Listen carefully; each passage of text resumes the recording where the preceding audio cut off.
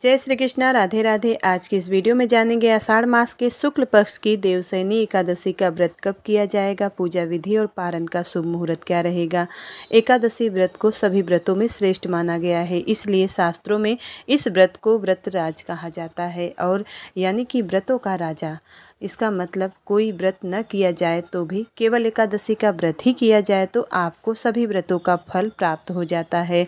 शास्त्रों के अनुसार प्रत्येक एकादशी का अपना एक विशेष महत्व होता है। जब भी कोई व्यक्ति इस व्रत को धारण करते हैं तो एकादशी उसके समस्त पाप कर्म समाप्त हो जाते हैं, जैसे कि कायिक, मानसिक, वाचिक पाप कर्म उसी समय समाप्त हो जाता है। देवशयनी एकादशी तिथि के दिन सुबह जल्दी उठना चाहिए, स्नान आदि से निवृत्त होकर साफ स्वच्छ वस्त्र धारण करना चाहिए। उसके बाद मंदिर में आए। अब मंदिर के आने के बाद व्रत का संकल्प लेना चाहिए। व्रत का संकल्प लेने के बाद एक घी का दीपक जलाना चाहिए भगवान विष्णु के सामने। उसके बाद हाथ में जल और पुष्प लेकर व्रत का संकल्प लेना चाहिए। संकल्प में बोलना चाहिए कि मैं आज देवशयनी एकादशी का व्रत धारण कर रही हूँ या कर रहा हूँ, मुझ पर कृपा कीजिए कि यह व्रत मैं निर्विघ्न पूर्ण कर पाऊँ। अब जान लेते हैं आषाढ़ मास शुक्ल पक्ष की एकादशी तिथि की कब शुरुआत होगी, कब समाप्त होगा और पारण का शुभ मुहूर्त क्या रहेगा। इसके बाद जानते हैं पूजा विधि।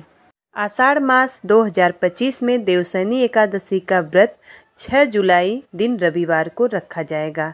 एकादशी तिथि प्रारंभ होगी 5 जुलाई को शाम 6:58 पर और एकादशी तिथि समाप्त होगी 6 जुलाई को रात्रि में 9:14 पर।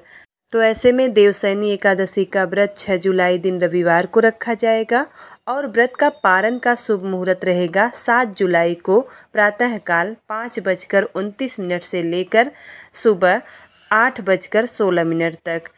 पारण तिथि के दिन द्वादशी तिथि समाप्त होने का समय रहेगा रात्रि में 11:10 पर। एकादशी के एक दिन पहले दसवीं तिथि के नियम का पालन करना होता है, तो दसवीं तिथि 5 जुलाई दिन शनिवार को रहेगा और एकादशी 6 जुलाई दिन रविवार को रहेगा। एकादशी के दिन प्रातःकाल जल्दी उठना चाहिए, स्नान आदि से निवृत्त होने के बाद व्रत का संकल्प लेना चाहिए और एक चौकी लगाकर उस पर भगवान विष्णु और माता लक्ष्मी का कोई भी विग्रह हो, फोटो हो या शालिग्राम हो, उन्हें स्नान कराएं, फूल चढ़ाएं, फलों का भोग लगाएं, विधि विधान से पूजा करें और भगवान विष्णु के किसी भी मंत्रों का जाप करें, जैसे ओम नमो भगवते वासुदेवाय नमः, ओम नमो नारायणाय नमः। किसी भी मंत्र का जाप आप कर सकते हैं। पूजा पूर्ण होने के बाद कपूर से भगवान विष्णु की आरती करनी चाहिए। इसके बाद आप फलाहार कर सकते हैं, लेकिन अगर आप निर्जल व्रत कर रहे हैं तो जिस तरह से आप हर बार व्रत करते आए हैं उसी प्रकार से आप अपनी इच्छा अनुसार व्रत को करें। फलाहार या किसी भी तरह व्रत रख सकते हैं। यह एकादशी का कोई भी ऐसा नियम नहीं है कि सिर्फ निर्जल ही रखना है। शाम के समय फिर से विष्णु भगवान की पूजा की जाती है पूरे विधि विधान से। एकादशी व्रत के दिन पूरे दिन भगवान विष्णु का ध्यान करते रहना चाहिए। किसी भी मंत्र का जाप पूरे दिन करते रहना चाहिए। रात्रि में जितना हो सके जागरण करना चाहिए और द्वादशी तिथि में अगले दिन व्रत का पारण करना चाहिए। तो अगले दिन जल्दी उठकर स्नान कीजिए और सूर्य देव को पहले जल अर्पित करना चाहिए। इसके बाद घी का एक दीपक जलाना चाहिए विष्णु भगवान के सामने और रोज की तरह जैसे एकादशी के सुबह और शाम पूजा किए हैं उसी तरह से आप भगवान विष्णु का द्वादशी के दिन भी पूजा करेंगे।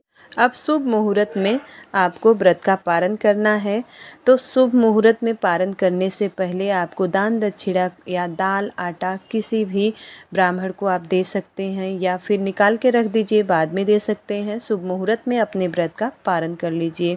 जैसा कि शुभ मुहूर्त हम पहले बता चुके हैं। श्रद्धा भाव से एकादशी का व्रत करने पर संपूर्ण फल की प्राप्ति होती है, व्रत करने वाले को भी और जिसके लिए व्रत करते हैं उसे भी। इसलिए पूरे श्रद्धा भाव से ही हमें एकादशी व्रत के नियम का पालन करना चाहिए। दसवीं से द्वादशी तक के सही नियम का पालन करके हर प्रकार के कष्टों से मुक्ति मिलती है, समस्त प्रकार के पाप कर्मों से मुक्ति मिल जाती है और भगवान श्री हरि विष्णु की असीम कृपा की प्राप्ति होती है। तो उम्मीद करती हूँ वीडियो आपके लिए उपयोगी होगी। यदि वीडियो पसंद आता है तो वीडियो को लाइक करिएगा। चैनल पर पहली बार आए हैं तो सब्सक्राइब जरूर करिएगा। मिलती हूँ अगली वीडियो में, तब तक के लिए जय श्री राधे।